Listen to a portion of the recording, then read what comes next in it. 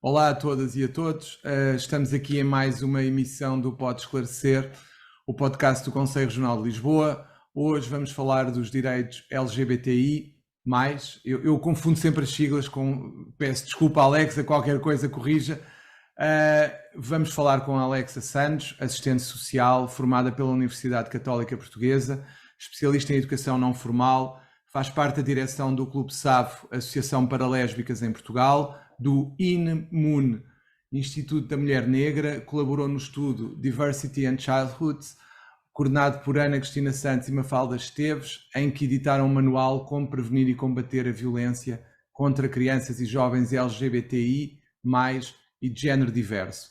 E é técnica no projeto Megafone dos Direitos Humanos na Associação Mais Cidadania.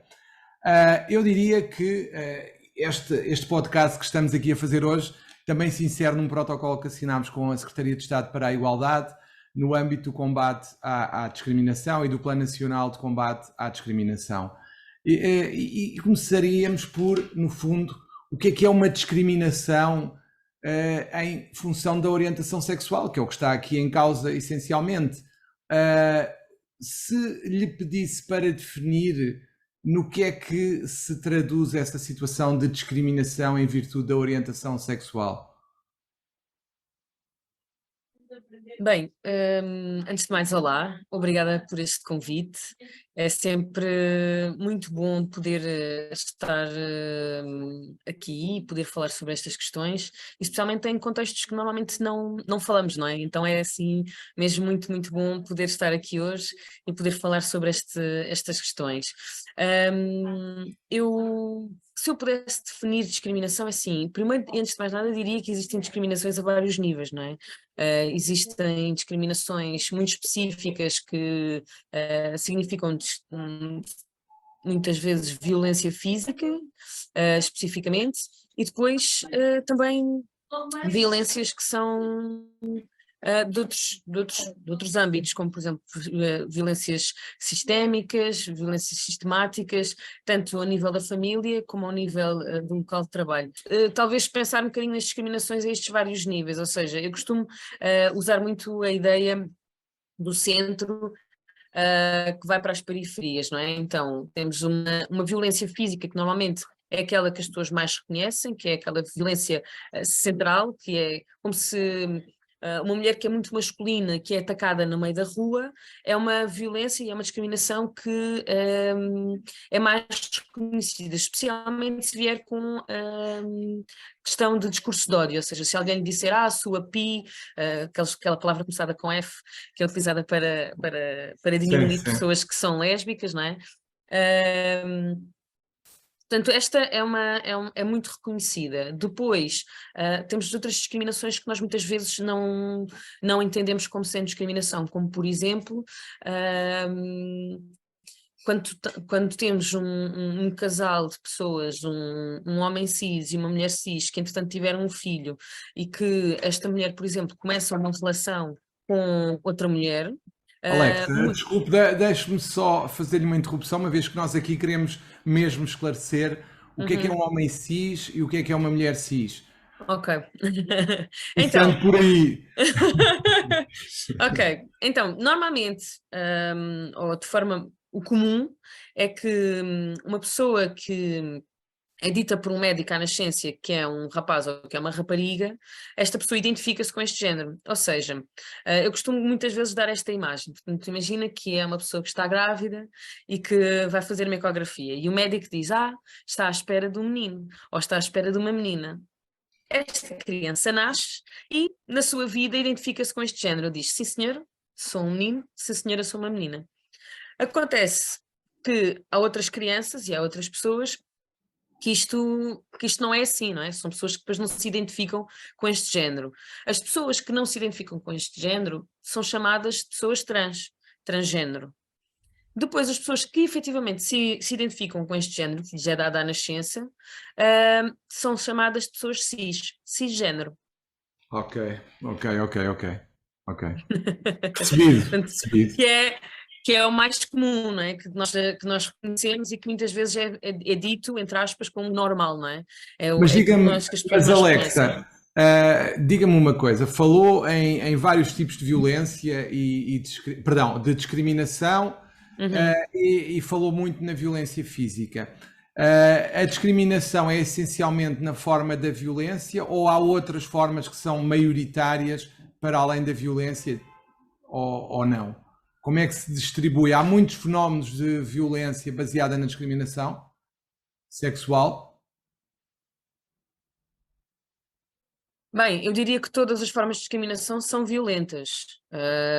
Umas são de violência física, outras são violência simbólica, pronto, mas que a discriminação é sempre violenta, lá isso é. Mas o que eu diria é que há algumas que são reconhecidas como sendo formas de discriminação e até violentas, e outras não são reconhecidas enquanto formas de discriminação, ou seja, mais rapidamente alguém diz qualquer coisa como, mas isso não é bem assim, não é? Eu participei num estudo, dizíamos há pouco, que se chama Como Prevenir e Combater a Violência contra Crianças e Jovens LGBTI, mais e de género diverso. Portanto, que deu origem a um manualzinho, que está disponível de forma digital e que tem aqui uma descrição do que é a discriminação. E diz assim: a discriminação também é causada pelo hetero e cissexismo. Usamos este termo para nos referirmos a tratamento desigual ou injusto a qualquer pessoa com base, mas não apenas, nos seguintes motivos: classe social, idade, etnia, nível de capacidade física ou mental, orientação sexual, expressão e identidade de género e características sociais. Diferentes discriminações podem incluir discriminação direta, quando a pessoa é tratada de forma injusta, derivada da sua orientação sexual, por exemplo, uma discriminação indireta, quando é uma prática, uma situação, uma atitude naturalizada, normalizada, como por exemplo, dizermos que um homem tem que agir de uma determinada forma e que se não agir dessa forma, então não é homem, por exemplo. É uma múltipla discriminação, que é uma discriminação que é baseada em mais do que um motivo, ou seja, o que nós muitas vezes percebemos é que, especialmente quando falamos de lésbicas, o facto de ser uma mulher que gosta de outras mulheres é uma agravante ao facto de ser também uma mulher e que isto faz com que a discriminação seja ainda pior. No fundo, Como são por dois fatores de discriminação, é isso? Exatamente, exatamente. Ou seja, tudo Mas, aquilo que. Diga. desculpa, Alexa, ia só perguntar o Força. seguinte, mas isso é quase automático? Ou seja, uma pessoa que seja, por exemplo, mulher, negra e lésbica tem três fatores de discriminação e nota-se na discriminação? Podemos dizer que à partida não. No entanto, aquilo que nós percebemos é que, dado que o standard, ou seja, aquilo que nós vemos como origem do poder numa sociedade que é machista, que é patriarcal, é tu seres homem, tu não seres homossexual e tu não seres negro, ou no caso racializado, significa que todas as outras pessoas que não tenham estes fatores, não é, que normalmente permitem uma melhor acessibilidade ou uma maior acessibilidade ao poder, não é, que à partida já são fatores discriminatórios. Se as pessoas, ou se todas as pessoas que são negras, lésbicas, mulheres, sentem esses fatores de discriminação, se calhar muitas delas vão lhe dizer que não. Uhum. Okay? E portanto, por isso é que eu digo que à partida poderá não ser, podemos dizer que não, porque há muitas pessoas que podem não o sentir, mas como nós sabemos que quem tem acesso mais facilitado ao poder normalmente são estas pessoas, porquê? Porque o poder está instalado nestas pessoas, não é? Na sua grande maioria, então as pessoas que não são essas coisas, pessoas com deficiência, pessoas com neurodiversidade, pessoas migrantes, ou seja, que não têm um estatuto de nacionalidade, normalmente têm mais dificuldade de acesso a outras coisas que, se nós formos nacionais do país, se não tivermos nenhuma deficiência, se formos homens, se formos brancos, se tivermos uma determinada idade, se tivermos uma determinada classe social, acesso mais facilitado a essas coisas. Então é daí que depois também vem a discriminação, porque depois aquilo que legitima a discriminação é um discurso que está constantemente a naturalizar este tipo de coisas, ou seja, nós naturalizamos muitas vezes questões como, por exemplo, o racismo, ou seja, nós achamos que não tem problema nenhum determinadas ações, dentro do nosso vocabulário temos expressões que são racistas e isto é naturalizado. O que é naturalizado muitas vezes legitima estas Uhum. discriminações que depois obviamente não são reconhecidas. E diga-me o seguinte: os maiores fatores de discriminação que sentem as pessoas LGBTQI+, quais é que são? Bem, se calhar antes de continuarmos dizer o que é que quer dizer LGBTQIAP+, não é? Que é a Sim, sigla estendida, não é? certo. Então, começamos com o L, que é lésbica, ou seja, Uhum. mulheres que têm interesse romântico, afetivo e sexual por outras mulheres. O L vem primeiro exatamente como uma forma de visibilizar as mulheres dentro desta sigla, não é? Uhum. Depois o G quer dizer gay, que é um homem que gosta de relações afetivas, amorosas, sexuais com outros homens. Depois o B, que é bissexual, que é uma pessoa que pode ter relações com pessoas de ambos os géneros, ou de vários géneros. E a pessoa trans, que é uma pessoa que era como a gente dizia no início, não é? Que não se identifica com o género que lhe é atribuído à nascença.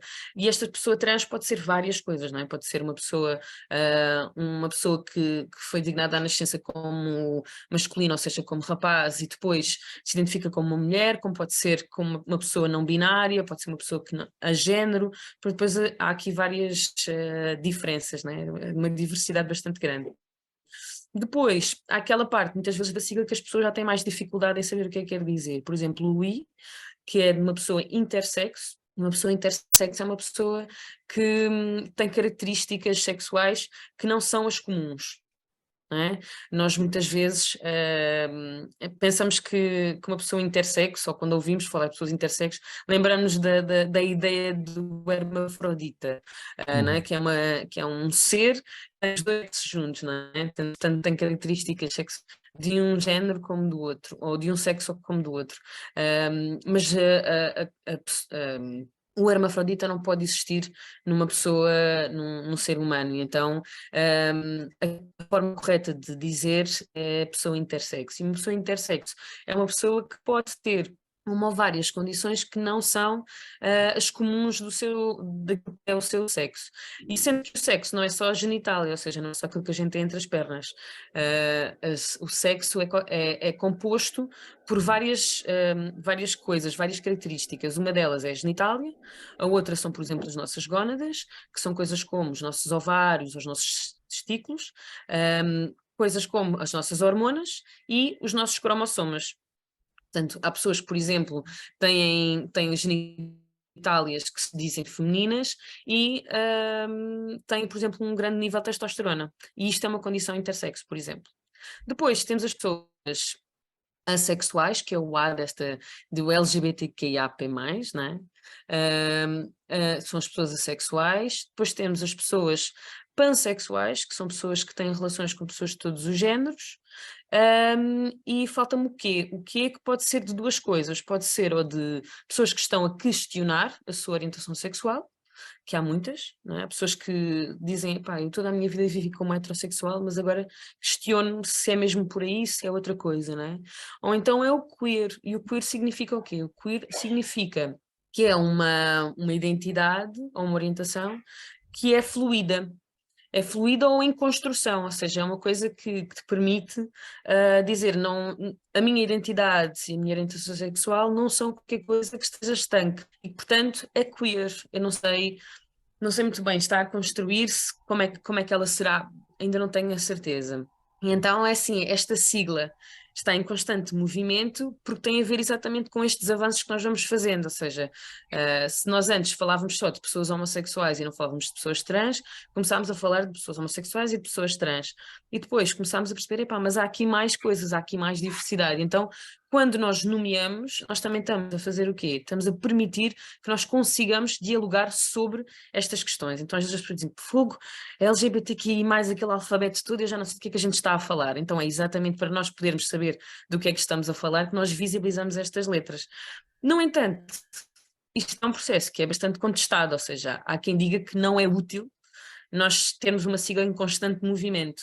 Há quem diga que mais útil era nós dizermos, ok, se dissermos LGBTI+, que de facto na Europa é a que mais se utiliza, já sabemos do que é que estamos a falar. Estamos a falar de diversidade sexual, de orientação sexual e de identidade de género. E isto permite-nos ter um diálogo e ter uma conversa sobre. Não precisamos de usar todas estas letras nesta sigla. Mas depois, noutras culturas e noutros espaços culturais, por exemplo, o Brasil é um exemplo muito forte disto, a ideia é exatamente o contrário. É não, nós realmente temos que usar e temos que usar desta forma para que seja visível. Então, é também uma coisa que se constrói consoante o movimento social, os movimentos Uhum. sociais se dialogam, não é? E dialogam também com as comunidades, dialogam com as pessoas. Então, isto também é interessante, é perceber como é que, dependendo dos sítios onde estamos, estas coisas também vão mudando para refletirem aquilo que são as necessidades das pessoas e das próprias comunidades nesses lugares. Então, os maiores fatores de discriminação que ia a dizer, quais é que seriam? Ou quais é que Ah, serão? Pronto, eu diria que se nós pensarmos que a nível da União Europeia há três grandes fatores de discriminação. O primeiro é o género, ou seja, normalmente as mulheres são níveis de mais, são alvo de mais níveis de discriminação. Depois, pessoas que sejam visivelmente do padrão de género, ou seja, se uma pessoa é lida como mulher e estiver muito masculina, ela vai ser mais vítima de discriminação do que uma mulher que até pode ser lésbica, mas é lida como feminina. Portanto, todas as pessoas que estão fora destes padrões, destas normas sociais, normalmente são maiores, são vítimas de um maior nível de discriminação. As chamadas bichas, não é? Aqueles homens que são mais afeminados, também costumam ter. Depois mulheres trans, mulheres que são lidas como trans, que estão em processo de transição, homens trans, ou seja, pessoas trans no geral, mas mulheres trans primeiro e depois homens trans, e depois pessoas racializadas e imigrantes, que são assim, têm vários níveis de discriminação. Portanto, uma coisa é um casal, por exemplo, de dois homens ir alugar uma casa. Outra coisa é tu seres uma mulher trans, brasileira, que vai alugar uma casa. E então há um bocadinho aqui estes níveis assim, um bocadinho de discriminação que acabam por ser agravados por estas questões. Certo. E diga-me o seguinte: quais é que serão as maiores necessidades que sentem, no fundo, as pessoas LGBTQI? Peço desculpa, eu perco-me aqui no meio, mas quais é que são as maiores necessidades que vocês sentem que a sociedade vos poderia apoiar mais e combater naturalmente dessa forma a discriminação de que são alvo?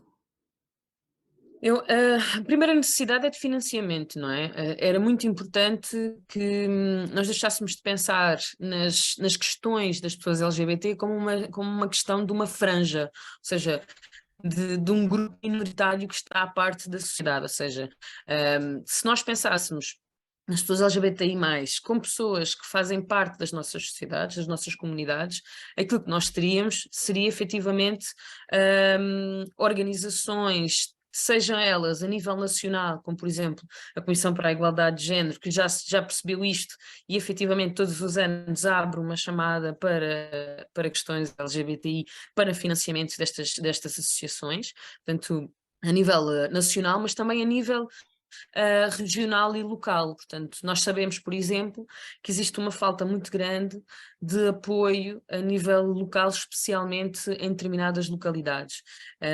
Nós muitas vezes, quando pensamos em Lisboa e Porto, vemos algumas associações a serem criadas e algumas respostas a serem dadas, mas depois, assim que saímos de Lisboa e do Porto, e não precisamos de ir muito longe, podemos ir só ali a Setúbal ou a Vila do Conde, se pensarmos no Porto, e realmente as respostas deixam de existir. Então é muito importante que nós pensarmos que se todas as pessoas, dentro daquilo que são os vários poderes, sejam eles nacionais, câmaras municipais, juntas de freguesia, tiverem a ideia de que em todos os lugares existem pessoas LGBTI+, e que as suas políticas devem ser pensadas para estas pessoas, então haverá financiamento específico para estas questões. Depois, para além disso, há uma grande necessidade de apoio na saúde. Há uma necessidade muito grande de termos respostas, primeiro, para pessoas trans, né, que sejam descentralizadas, que não existam só em Coimbra, só no Porto ou só em Lisboa, que existam um bocadinho pelo país inteiro. Mas depois também de profissionais de saúde que tenham um conhecimento específico sobre estas vidas e estas formas de estar no mundo, porque muitas vezes o que acontece é que todo o trabalho que é feito na saúde, ele é direcionado para pessoas cis e hetero. Então, o que acontece é, por exemplo, como uma lésbica que se dirija a um médico de família, a primeira coisa que a médica lhe vai perguntar é se utiliza métodos contraceptivos. E é um bocadinho contraproducente perguntar a uma lésbica se ela usa métodos contraceptivos, porque por mais sexo que ela faça, esse sexo não existe para conceber. E então, métodos contraceptivos não fazem sentido. Então temos que encontrar uma linguagem que possa incluir todas as pessoas. Esta é outra necessidade. A terceira necessidade é um trabalho muito específico relacionado com as questões jurídicas mesmo, ou seja, como é que uma pessoa que, por exemplo, sabe que na lei está escrito que ela pode mudar o seu nome social, por exemplo, numa escola, mas que a escola não o quer fazer, esta pessoa não sabe a quem se dirigir. E não existe quase em organização nenhuma LGBT um apoio específico que seja jurídico. E então, o que é que acontece? Esta pessoa fica muitas vezes desatada, ou seja, ela fica descalça e não sabe a quem é que se há de dirigir. E quando eu digo descalça, eu digo a criança fica descalça, o adolescente fica descalço, os pais destas crianças ficam descalças, a própria escola muitas vezes não conhece estas leis, então fica toda a gente assim um bocadinho sem perceber o que é que há de fazer. Mas não é só nas escolas, é também, por exemplo, na saúde, ou seja, o processo para que uma pessoa consiga mudar o seu nome num registro de um hospital, por exemplo, é incrível. Por exemplo, uma das coisas que poderia ser feita e que poderia ajudar logo à partida é qualquer pessoa que chega a um serviço e que precise deste tipo de coisas ok, visualmente, como é que a gente pode fazer isto? A quem é que eu tenho que ir? Onde é que eu tenho que aceder? É uma necessidade que é muito forte. Para além disto,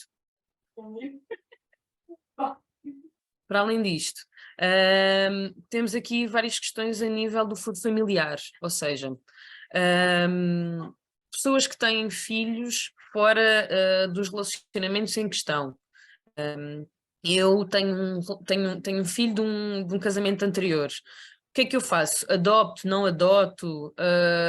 Para ter direitos parentais em relação a esta criança, como é que eu faço? Que processo é que é preciso fazer? Quanto tempo é que mais ou menos demora? Quanto dinheiro é que eu vou ter que gastar?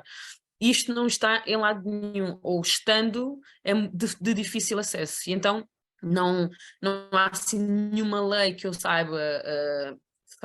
Quando eu digo as pessoas em comum, não é? Que falo sobre isto, portanto não sei muito bem como é que é de fazer, então é todo o processo para as questões familiares e paternais são sempre questões muito difíceis. Fora isso, nós sabemos que há questões relacionadas com questões de estudantes e de universidades específicas em Portugal que falam muito sobre normas e preceitos sociais. Por exemplo, há pouco tempo tivemos um contacto, digo na associação Clube SAF, tivemos um contacto de uma jovem que estava muito preocupada porque tinha ganho uma bolsa da FCT, que é um processo moroso, que é um processo que a pessoa tem que ter feito várias coisas para conseguir alcançar, portanto ela tinha conseguido esta bolsa, no entanto ela estava a fazer um doutoramento numa universidade cujo contrato dizia explicitamente que se ela tivesse qualquer tipo de comportamento que fosse contra as normas daquela instituição de ensino, que o contrato podia ser revogado, ou seja, que ela poderia ficar sem acesso ao seu doutoramento.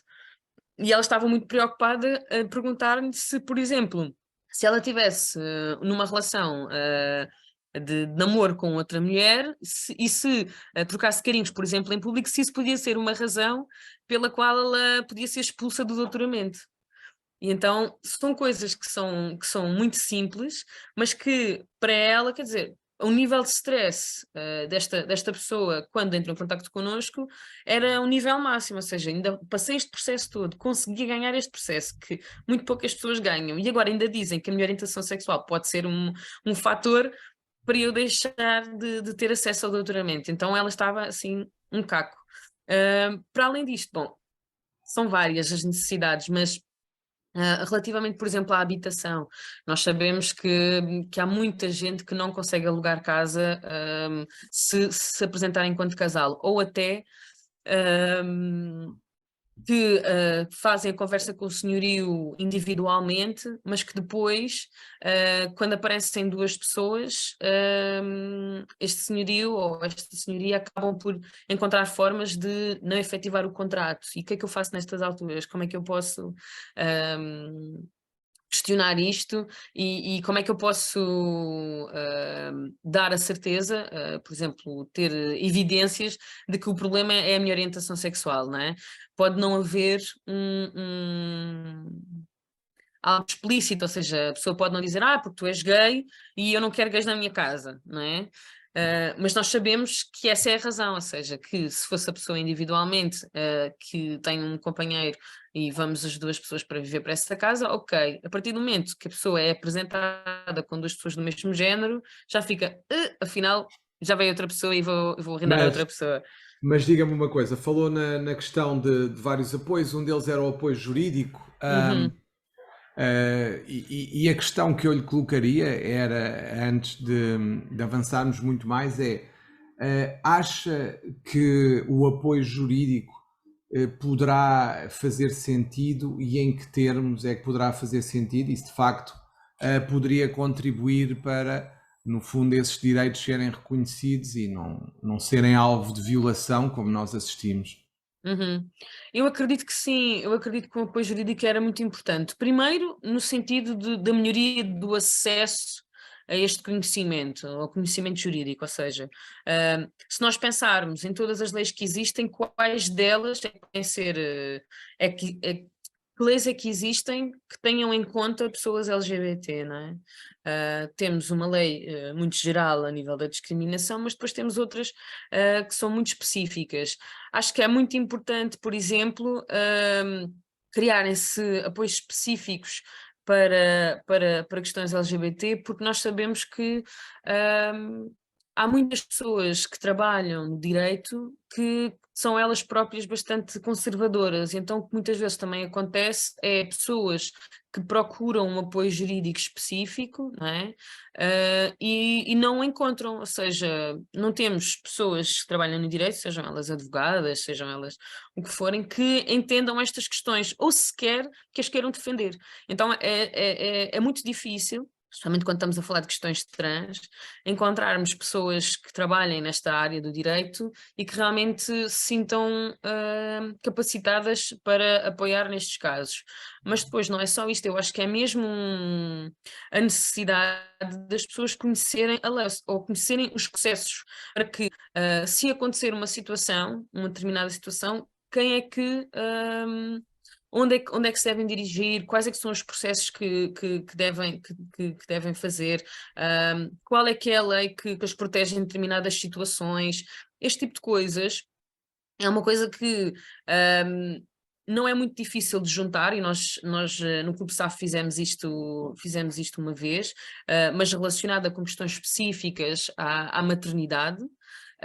E é incrível porque há pessoas que nem sabem coisas como, por exemplo, como é possível se eu não tiver uma maternidade partilhada, que a criança que nasça tenha duas mães, depois seja registada com o nome das duas mães. E coisas deste género são super importantes para as pessoas perceberem antes até de começarem o processo, por exemplo, de fertilização in vitro. Porque depois, como é que tu vais tomar as decisões que tu precisas de tomar, seja ela porque queres uma maternidade partilhada, seja ela porque, entretanto, tens um problema de fertilidade. Como é que tu podes tomar as decisões informadas? Depois chegas ao registro e dizes assim, não, esta criança não pode ter duas mães. Não é? Então, há todo um processo que eu acho que muitas vezes, e porque nós ainda vivemos numa sociedade que é muito homofóbica e muito transfóbica, muito dificilmente as pessoas sentem a confiança necessária para conseguirem responder a estas questões elas próprias. Então, eu acho que o trabalho, por exemplo, do pessoal de direito seria, por exemplo, à partida, ter qualquer coisa, um documento, não sei, qualquer coisa assim que pudesse, que qualquer pessoa que tivesse alguma dúvida pudesse consultar, assim, de fácil acesso, disponível online, de forma gratuita. Quase umas FAQs, certo? Sim, exatamente. Quase umas FAQs. Exatamente. Alexa, está sem imagem, não sei o que é que se passa. Estou, também Está? não. Ok, Estou a tentar começar o vídeo, mas tudo não estou a bem, conseguir tudo perceber bem. porque é que não. De qualquer forma, vamos continuar a nossa conversa e eu gostava de lhe perguntar, no fundo, já falou aqui de várias necessidades, já falou que, de facto, aqui os advogados também poderão ter alguma influência e bastante influência se puderem e conseguirem estar preparados para dar apoio jurídico nestas situações, porque falou aí em algum conservadorismo da classe e das profissões jurídicas. Vocês ainda sentem esse conservadorismo quando lidam, por exemplo, com os advogados ou juízes? Ainda? Bastante. E mais, colegas que nos apoiam muitas vezes quando nós temos dúvidas muito específicas, como é o caso, por exemplo, desta jovem que veio ter connosco por causa do doutoramento, e que dizem que nos próprios escritórios de advogados onde trabalham, que são muitas vezes criticadas e que são muitas vezes postas de parte porque defendem casos de pessoas LGBT. De forma afirmativa, não é? Porque depois também há esta questão, não é? Que é, as pessoas até podem defender casos, mas se defendem o lado do agressor, dificilmente defendem de forma afirmativa pessoas LGBT.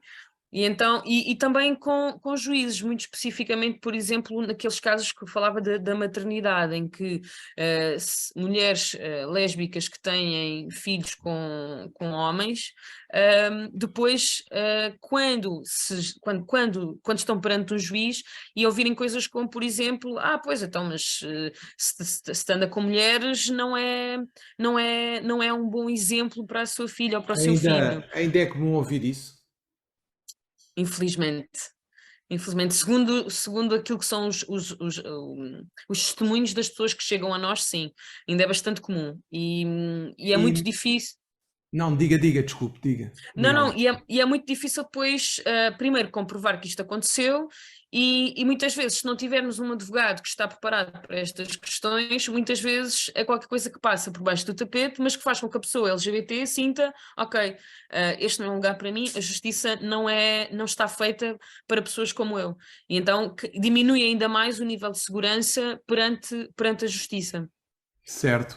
E diga-me outra coisa, mas qual é que acha que seria a medida ou medidas mais eficazes para combater esse preconceito, que no fundo estamos a falar de um preconceito?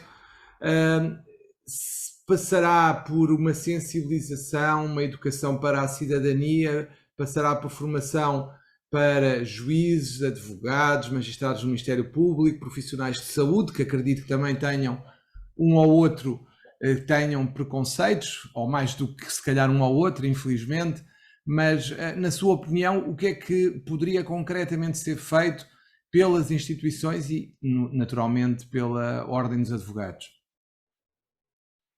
Olha, uma das coisas que eu acho que é super importante, que é uma coisa que se vai vendo dentro daquilo que é as associações da sociedade civil, é que cada vez mais as escolas pedem às associações da sociedade civil para irem às escolas falar sobre estas questões. Não só ao nível da cidadania, mas também a nível de questões especificamente LGBTQIAP+. Um dos grandes exemplos disto é o projeto de educação da Rede Exec, não é? Que todos os anos vai a centenas de escolas e faz centenas de sessões para milhares de alunos no país inteiro. E que efetivamente o que nós temos visto é que, por exemplo, a perguntas como duas pessoas do mesmo género não podem ter filhos, coisa que há 10 anos se calhar a maioria dos adolescentes iriam dizer sim senhora, não podem. Hoje em dia é quase unânime que sim senhora, como assim? O que é que estás a dizer? Claro que tem que ter filhos e claro que tem que ser feliz e que tem direito à família, não é? E portanto isto já está a acontecer, não é uma coisa que não está a acontecer. Agora, o que eu acho é que especificamente para profissionais do direito é muito importante que estas questões venham não como uma coisa uma disciplina, por exemplo, que se tiveres interesse vais fazer, ou um workshop que alguém vai dar um dia na tua escola, uma coisa assim, mas como uma coisa contínua e que faz parte dos próprios programas letivos e curriculares de todas estas profissões. Porque aquilo que nós continuamos a fazer é olhar para estas questões como questões periféricas, questões que, pronto, olha, quando aparecer a gente logo vê o que é que a gente faz, não é? Mas como algo que se todas as pessoas que podem entrar pela nossa porta podem ser LGBT e eu vou estar à partida preparada para as receber de forma inclusiva. Não é depois percebo que a pessoa se calhar até tem uma relação com uma pessoa do mesmo género e fico, ai, desculpe, ai, não era bem isto que eu queria dizer, não é? Ou seja, se nós tivermos uma intervenção que é à partida uma intervenção inclusiva ou que está preparada para a diversidade, nós não assumimos que a pessoa é nada. Nós temos uma preparação para quê? Para que a gente pergunte e esteja preparados para se a pessoa nos disser que a nossa relação é uma relação LGBTI, ok, então o que é que diz no código sobre isto que eu já sei e que eu já fui preparado ou preparada para lidar com, não é? Não é, agora vou ter que ir ver, não é? Ou então o que acontece também muitas vezes que é as pessoas LGBT estão mais informadas sobre estas questões e então acabam por ser elas um bocadinho aqui as professoras dos profissionais, não é? E acabam por dizer, não, é porque existe uma lei assim, existe, sério, então diga-me lá, não é? E então a certa altura já somos nós que estamos quase a dar aulas aos profissionais. E então é um bocadinho isto, é para prevenir isto. Mas então, basicamente, o que está a dizer a Alex é que era relevante e é relevante a realização de conferências, tudo o que seja iniciativas que publicamente falem dos direitos e dos dramas das pessoas são positivos no sentido de tentar despertar empatia. É isso que está em causa. Sem dúvida, sem dúvida. Acima de tudo a empatia e depois o conhecimento específico sobre estas questões, que eu acho que depois falta também muito, não é? Mas a verdade é que se eu tiver medo, se me acontecer uma coisa e eu tiver medo de contactar um advogado, de ir a uma esquadra de polícia, então nunca vou fazer a queixa, nunca vou querer ter justiça, nunca vou querer nada dessas coisas, porque aquilo que eu acho, aquilo que eu sinto é que ninguém me vai ouvir, que ninguém vai saber responder às minhas necessidades e que ninguém vai fazer com que os meus direitos sejam ouvidos. Então eu não vou fazer esta queixa, eu não vou procurar apoio e vou-me só deixar estar. E isto é de veras violento, não é? Portanto, sim, desde conferências, workshops, pedir a associações da sociedade civil, mas também integrar estas coisas nos currículos específicos destas áreas, com conhecimento específico disto, pós-graduações, ou seja, ter coisas muito específicas para este tipo de população, vá. E diga-me uma coisa, quando fala em medidas muito específicas, por exemplo, se Se eu lhe dissesse, olha, agora é presidente do Conselho Regional de Lisboa, o que é que faria em termos de ações concretas para proteger os direitos das pessoas LGBTQIAP+. Incrível! Muito bom. Olha, primeiro e antes de mais nada fazia um levantamento. Percebia, ok, que queixas há, o que é que se passa a este nível, e quais é que têm sido as dificuldades, por exemplo, destas pessoas que são os advogados, que são os juristas, que são estas pessoas. Quais é que são as dificuldades que têm acontecido? E depois, uma das coisas que tem se tornado um bocadinho uma boa prática é criar estes manuais, ou seja, coisas simples que imediatamente respondem às dúvidas de profissionais de determinadas áreas. Depois, criava uma série de workshops com associações da sociedade civil, mas depois também eu acho que é super importante isto, eu acho que é super importante que não sejam coisas pontuais, que sejam coisas que tenham seguimento e que tenham alguma durabilidade ao longo do tempo. Porque depois muitas Por vezes... exemplo, Alexa, por exemplo, o que é que quer dizer por durabilidade? É fazer o quê? Eu tenho pensado bastante nestas situações e o que me está a dizer poderia ser, por exemplo, fazer podcasts ou outro formato de 5, 10 minutos a dizer nesta situação o que é que faria, por exemplo. É mais isso que estaria a pensar? Isso é interessante, isso é uma coisa que eu gostaria eu ouviria. Eu Ok. ouviria esse podcast. Mas para além disso, poderia ser uma coisa que, por exemplo, em vez de ser um workshop de 1 hora, ser vários workshops com várias áreas, por exemplo. E em vez de ser só 1 hora, ser 25 ou 50. Ou seja, que depois as pessoas possam não só trazer as suas experiências, as suas dificuldades, mas também criar sinergias, criar, criar relação umas com as outras. Uma pessoa que, por exemplo, que está em Guimarães e que se sente super sozinha porque está no escritório de advogados, que é um bocadinho conservador e etc. Depois cria uma rede de pessoas que se calhar se sente como ela, uma em Albufeira, outra em Évora, outra na Covilhã, outra... E então criam também aqui um grupo que eu acho que é interessante. A relação daquilo que é a minha experiência é assim, a cola para desmá-los. No fundo Depois também ajuda... é criar uma identificação. Sim, sim, sim. Sim, e que depois permite que estes movimentos ganhem força, ou seja, muitas vezes no movimento antirracista o que nós dizemos muitas vezes é que as pessoas têm que perceber que já não podem dizer determinadas coisas, já não podem fazer determinadas coisas e elas só percebem que já não podem dizer determinadas coisas e fazer determinadas coisas se houver efetivamente algum sistema que lhes diga assim, ei, ei, se calhar não é bem por aí. Olha uma alternativa, olha o que poderias dizer em vez disso, né? E ao Pode-me mesmo dar um tempo, exemplo? olha, uma coisa... Agora, desculpa, Alexa, Vai. dê-me um exemplo de uma situação ou duas que de facto são mais frequentes no dia a dia. Já deu uma no início, mas casos concretos em que isso acontece, em que vocês sentem cada vez mais, porque nós temos na sociedade portuguesa, aliás, este podcast já teve 2 emissões, uma sobre a violência doméstica, outra sobre a questão dos abusos sexuais na igreja, que são situações enraizadas na sociedade e que têm que ser combatidas, e aqui também é o mesmo, ou seja, nós temos uma série de situações que temos que combater. Os exemplos mais corriqueiros que vos acontecem ou que são reportados, que vos são reportados. Olha, há uma coisa que acontece muitas vezes que é o assédio no trabalho.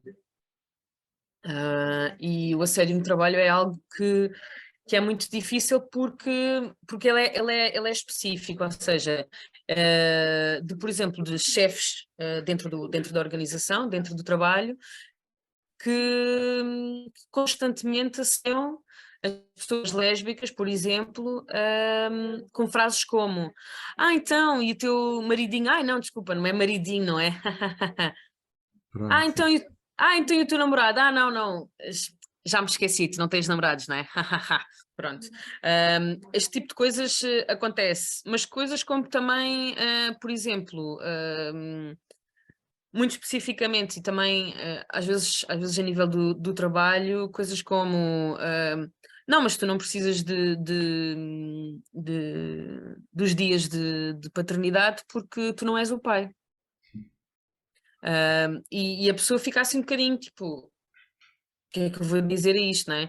Mas pessoas que são acusadas de coisas muito feias, não é? Porque nós ainda assumimos muitas vezes a questão da homossexualidade com coisas como a pedofilia, não é? De um imaginário assim bastante retrógrado destas questões, ou como pessoas que são como é que se diz? Pronto, que gostam de práticas sexuais, né? Fora da caixa. Fora Fora da da caixa. caixa, pronto, podemos dizer assim.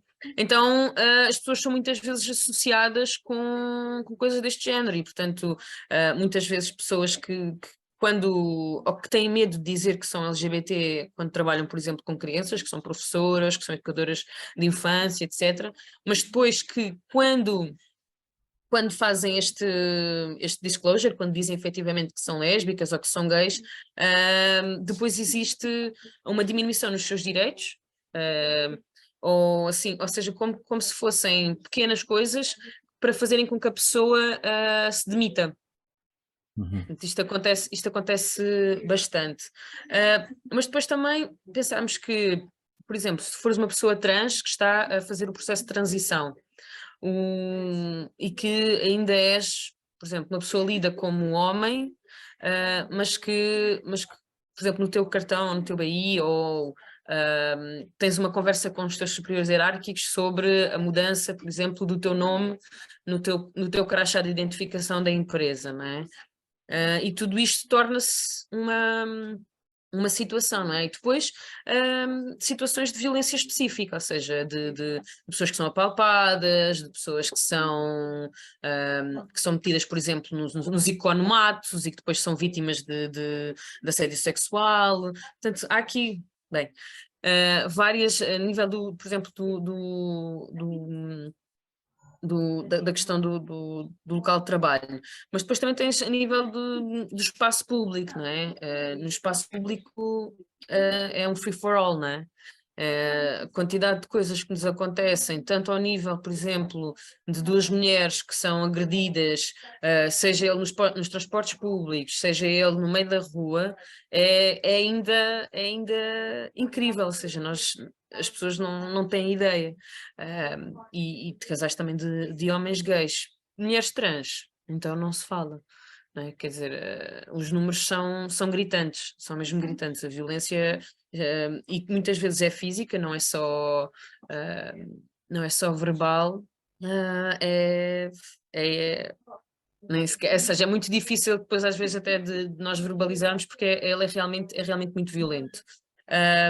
Mas também estava a pensar a nível da escola, por exemplo, que quando as pessoas são LGBT, de serem expulsas de determinados lugares da escola, Mas isso acontece. sim, Mas, por exemplo, expulsas de determinados lugares sim. significa. Por exemplo, toda a gente está na cafetaria, não é? E há um casal de rapazes que está a dar uma festinha na cara do outro e depois dá um beijinho e tal, e vem alguém, algum funcionário, fica muito indignado e que expulsa aquelas duas crianças daquele espaço. Diz: vocês não podem estar aqui a fazer isto. Vão-se embora. Ok, É ok. isto, não podem, não podem. E as pessoas ficam: então não podemos porquê? Porque vocês estão aos beijinhos, na escola não se pode dar beijinhos. E depois à volta todo um marasmo de gente hetero a dar beijinhos, e tipo, como assim? E portanto as situações são várias mesmo, e e a vários níveis. Fora depois toda a violência simbólica, não é? Quer dizer, que vai aparecer que altera uma e outra vez estas questões. Outra questão que é assim super, super, super importante, e quando falamos de crianças e jovens, então, mais ainda, que é a questão das práticas da terapia de conversão, não é? As chamadas práticas de terapia de conversão, que é esta ideia estranha de que se pode tirar o gay de dentro das pessoas, não é? Que se pode fazer com que as Isso pessoas ainda é deixem muito de ser comum. homossexuais. Ainda é muito comum isso. É muito É? comum. É mesmo muito comum. É um bocadinho que se nós pensarmos nas queixas das práticas de violência sexual na igreja e como ninguém tinha noção do tamanho do problema, eu diria que as práticas de conversão têm mais ou menos a mesma configuração, ou seja, nós olhamos para elas e vemos só a pontinha do iceberg e depois a quantidade de casos, a quantidade de pessoas que são encaminhadas para profissionais que lhes querem dizer que elas não estão bem, que isso é só uma fase e que eu tenho a fórmula para tu deixar de sentir estas coisas, é incrível. Mas pronto, mas isso é, infelizmente é curioso, porque quando as pessoas têm um comportamento diferente daquele que era esperado pelo outro, normalmente as pessoas estão sempre a passar uma fase, não é? E depois o que nós sentimos aqui é triste, porque quem sai da norma acaba sempre por ser marginalizado. Considerando, no fundo, que estamos perante uma sociedade que acaba por castigar quem é diferente, quem tem um comportamento, um padrão diferente. Sim. Muitas das vezes nós assistimos a situações, imaginemos, políticos que mostram sentimentos, muitas das vezes são criticados, porque não é esperado que um político tenha sentimentos. Pessoas que têm a coragem de assumir uma doença que não seja aceite, não seja daquelas mais vulgares, também são marginalizados. Falemos, por exemplo, do HIV, em que, apesar de tudo, ainda é considerada por algumas pessoas a doença dos homossexuais. Eu diria que há uma espécie de, quase como na Idade Média, em que o que se desconhece, o que não é igual a todos, o que diz algo diferente, acaba por ser sempre marginalizado. E o que eu sinto e o que eu ouço muitas das vezes, e que provavelmente as pessoas LGBTQIAP+, acabam, tem que ser devagar, Não, adoro. Não, é sobre isso, é sobre o processo.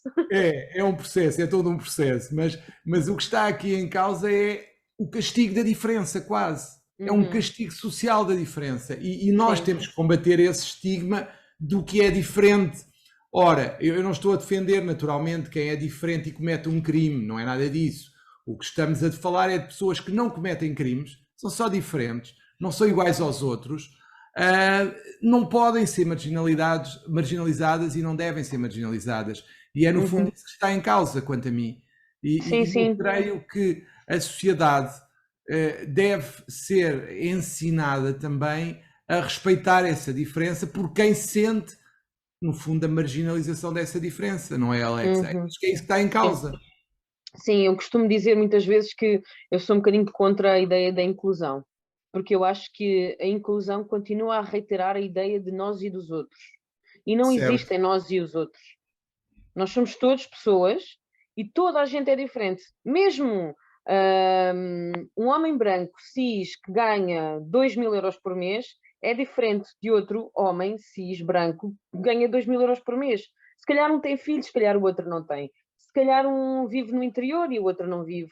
Se calhar, não é? E então, esta ideia de que existem umas pessoas, sim, umas pessoas, são assim diferentes, não é? É diferente em relação a quê? Não é? Então, eu gosto muito mais de pensar que nós temos que criar uma sociedade que seja pela diversidade, não pela inclusão, mas pela diversidade, assumindo e partindo do princípio que toda a gente é diferente, toda a gente, não é? Há uns anos atrás, todas as pessoas que se divorciavam eram postas de parte, porque, ai tal, não, porque coitados dos teus filhos, mas porquê é que estás a fazer isso? Que terrível. E hoje em dia a pessoa diz assim, pá, olha, faz parte, né? Agora é o contrário, não é? Agora é o contrário, quase. Agora é quase o Não, contrário. Quem não é, é que é estranho, não é? Não é. correu bem, pronto, olha, foste encontrar uma outra pessoa ou não, e fizeste esta escolha, mas saíste de uma situação da qual já não estavas bem, as coisas já não estavam a correr bem. Então é um bocadinho esta a minha apologia, é que nós à partida pensemos que não existem nós e os outros, não existem quem não é diferente e alguém que é diferente dessa coisa, que a gente não sabe bem o que é, né? Um certo Certo. standard que foi e é, né, constantemente reiterado por alguém, mas pensamos que toda a gente é diferente, que não existe uma norma, ou seja, existe um grupo de pessoas que é a maioria, que se calhar tem uma determinada orientação sexual, que se calhar tem uma determinada identidade de género, certo? Mas isso não significa que as outras orientações sexuais, que as outras identidades de género sejam anormais, ou sejam a diferença. Não, elas estão dentro daquilo que é efetivamente a diversidade natural das pessoas e das coisas no mundo.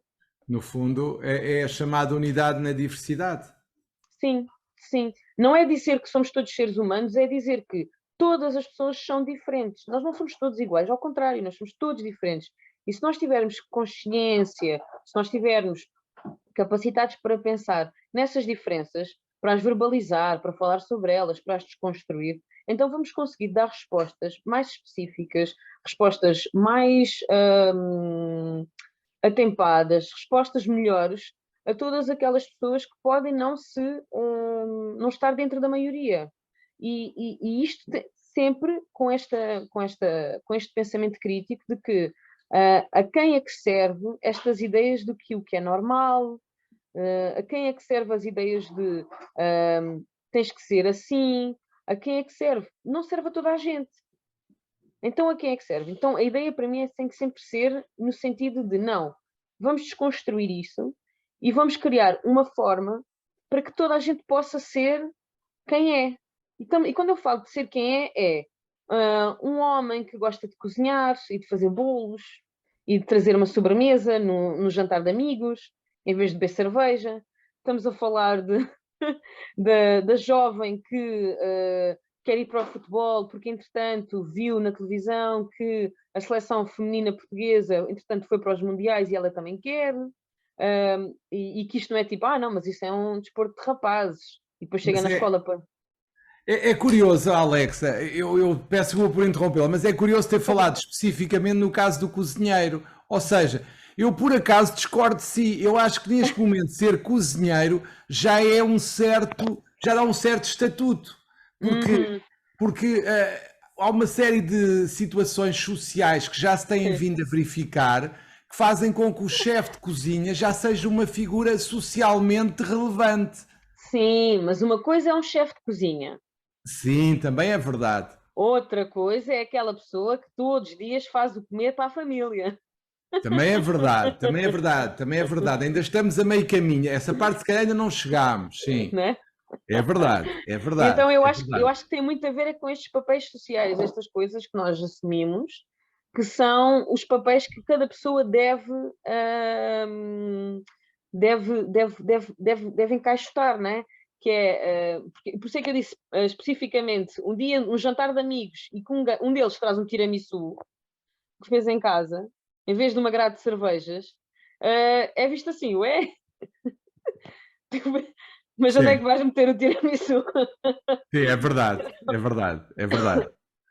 Então eu acho que é que tem muito a ver com isto, ou seja, eu há uns tempos falava com um amigo meu que me dizia assim, Alexa, eu houve um dia que eu estava a ter uma conversa com os meus amigos, isto um homem de 40 anos, que me dizia assim, eu estava a falar com os meus amigos e de repente começamos a perceber que um deles, a mulher tinha perdido um filho, que o outro tinha sido diagnosticado com uma doença terminal, que o outro tinha não sei o quê. E nós, amigos há 20 anos, conhecemos todos na universidade e em momento algum tivemos lá para apoiar estes nossos amigos.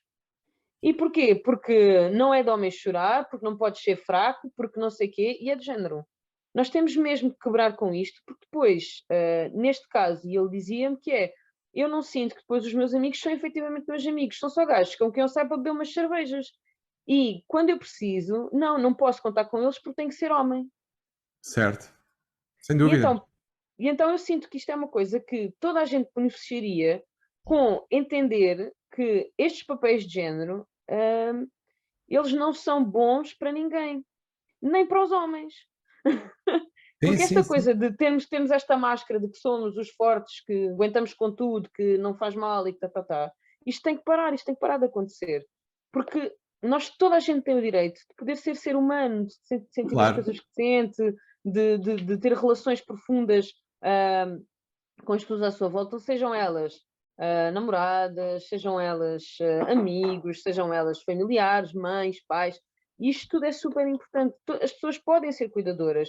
Eu lembro-me muito bem de um caso muito giro que levou depois a um precedente que deu direito a uma mudança na lei nos Estados Unidos que tinha a ver exatamente com um filho que cuidava da mãe. E a lei nunca tinha previsto um filho a cuidar de uma mãe idosa, porque nunca na vida se tinha pensado que um homem podia ter essa responsabilidade. Ou seja, a mulher, coitada, nunca tinha tido, não tinha tido meninas, só tinha tido um menino, e este menino não podia cuidar dela. Claro. E então, quer dizer, é completamente, né? É verdade. E então este caso foi que abriu depois um precedente para as leis de cuidadoras informais, por exemplo, nos Estados Unidos, que acabam por ser porque um homem era cuidador da mãe, mas depois acabou por incluir todas as pessoas que faziam este tipo de cuidado. E isto é super importante, porque efetivamente nós temos que perceber que as nossas vidas, e isto é uma opinião muito, muito pessoal minha, as nossas vidas são mais complexas do que aquilo que a sociedade nos diz que é a verdade, ou que é a realidade. Nós efetivamente somos muitas coisas. E às Repare, vezes. a Alexa, não sei se conhece, mas só para complementar o que disse há pouco sobre os sentimentos e a forma como as pessoas são ensinadas a não mostrar sentimentos, essencialmente os homens. Há um álbum dos Pink Floyd que é o The Wall, não sei se conhece, é uma coisa assim Claro. jurássica, em que Não. uma das canções é o The Trial, em que uma pessoa é julgada por mostrar sentimentos. Portanto, Exato. já nessa altura se sentia que era um absurdo. Uma Sim. pessoa que mostra sentimentos é julgada socialmente, principalmente se for um homem, claro. Exatamente. Mas é porque os sentimentos, eles são imediatamente associados com falta de poder. Porquê? Porque nós associamos os sentimentos com falta de controlo, falta de noção, falta de brio, ou seja, quem não controla não tem poder. Então, nós temos que controlar os nossos sentimentos para chegar a posições de poder. E por isso é que, como nós associamos o poder ao homem, né? Claro. O que é que nós dizemos? Um homem não pode sentir isto. Uma mulher que tenha poder também não pode. Também vai ser julgada, ou em situações de poder.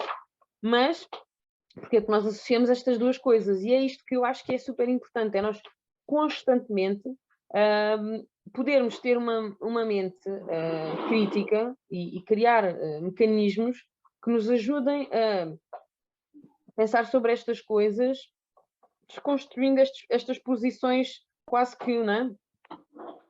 Já estão muito cimentadas, Claro que porque sim. estas depois são a base para aquilo que leva a situações de discriminação, porque nós achamos que uma mulher tem que ser feminina e feminina é igual a ter cabelos compridos, a vestir saias, a usar brincos, a manter as unhas pintadas, etc.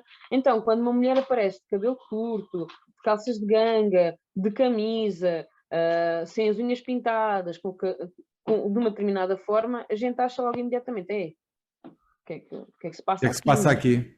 É verdade. E estranhamos isto, não é? Então, se nós formos constantemente pensando nestas coisas e ir, lá está, por isso é que eu falava de processo, não é? E ir juntando este processo devagarinho, percebendo porque é que eu penso assim, porque é que isto me estranha, porque é que eu fico tão desconfortável com esta situação, porque é que aquele homem que está ali daquele lado, que tem um determinado maneirismo, que eu acho que ele não devia ter, porque é que isto me chateia tanto a mim? Eu não tenho nada a ver com aquela pessoa, não a conheço.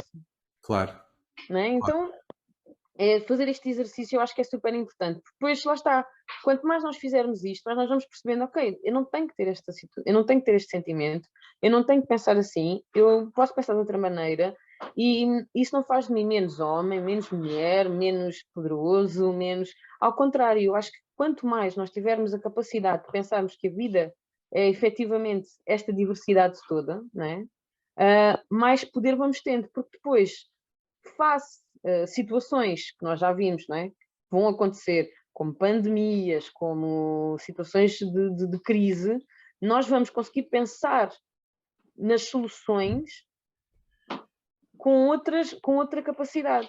Porquê? Claro. Porque já treinámos a nossa cabeça a pensar, ok, eu só consigo ver isto, a minha experiência é só esta, mas depois a experiência do mundo, a experiência de quem está num outro continente, por exemplo, é uma experiência que me pode ajudar a resolver os problemas do mundo. E isto para mim é mesmo a resposta. Ou seja, se nós tivermos uma sociedade que pensa a partir do pressuposto da diversidade, os problemas do mundo tornam-se mais fáceis de resolver. Sem dúvida, e eu acho que a empatia é fundamental. E para que aqui também, já que estamos num programa de advogados, e que não é só para advogados, pelo contrário, é para toda a sociedade, acho que os advogados aqui têm um papel muito importante, assim o saibam assumir, que é, no fundo, defender os direitos das pessoas. E aqui acho que é muito importante que os advogados estejam ao lado de quem é marginalizado, quem vê os seus direitos violentados e desrespeitados por uma sociedade que castiga a diferença. Portanto, os advogados sempre se caracterizaram por defender os mais desfavorecidos, e aqui está uma situação, não estou a dizer que são os mais desfavorecidos, mas são aqueles que muitas vezes são marginalizados e veem os seus direitos respeitados, e é isso que nós temos que assegurar. Eu acho que a Ordem dos Advogados tem que continuar a combater todas as lutas em que haja violação de direitos dos cidadãos, e aqui é um desses casos.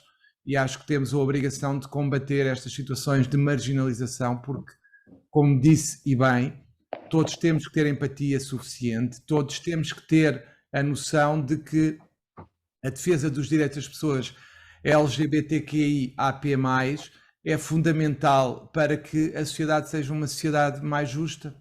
E é isso que temos que trabalhar nesse sentido. Sim, mais justa para todas as pessoas. Mais justa para todas as pessoas, porque acima de tudo somos pessoas e não mais nem menos do que pessoas, e por isso temos que ser respeitados e temos que respeitar toda a gente por igual e colocar-nos no lugar do outro, ao fim e ao cabo. Se eu estivesse no lugar daquela pessoa que eu estou a violentar, seja física, seja psicologicamente, como é que eu me sentiria? Sem dúvida. Isso é o raciocínio mais importante que qualquer um de nós tem que fazer, quanto a mim. Sem dúvida, sem dúvida, sem dúvida. Olha, obrigada! Obrigado, Alexa. Foi um gosto Conversa muito grande. bonita. Foi um gosto muito Sem grande dúvida. falar consigo.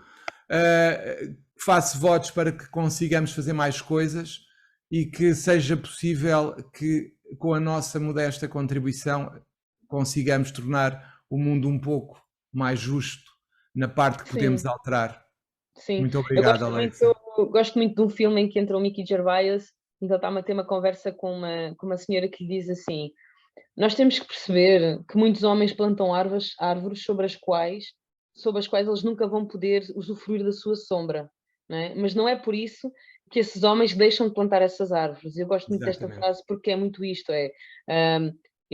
o meu contributo, mesmo que já não seja para mim, ele é super importante, porque tem a ver com esta viagem, não é? Com este processo que as coisas precisam de fazer, não é? Que nós precisamos de contribuir para que elas aconteçam. Sem mim, sem o João, sem as pessoas que realmente fazem estes processos, por mais pequeninos que sejam, estamos a garantir que tanto a nossa vida como a vida de quem vem depois tenha mais sombra, não é? E isso é super importante. Sem dúvida, inteiramente de acordo, Alexa. Muito Muito obrigada. obrigado. Até uma próxima, próxima, Alexa. Sim. Obrigado, Alexa. Obrigado. Muito obrigado por terem assistido ao Pode Esclarecer, o podcast do Conselho Regional de Lisboa, sobre um tema tão importante. Esperamos que tenha sido do vosso agrado. Aguardamos por vós no próximo Pode Esclarecer. Até à próxima.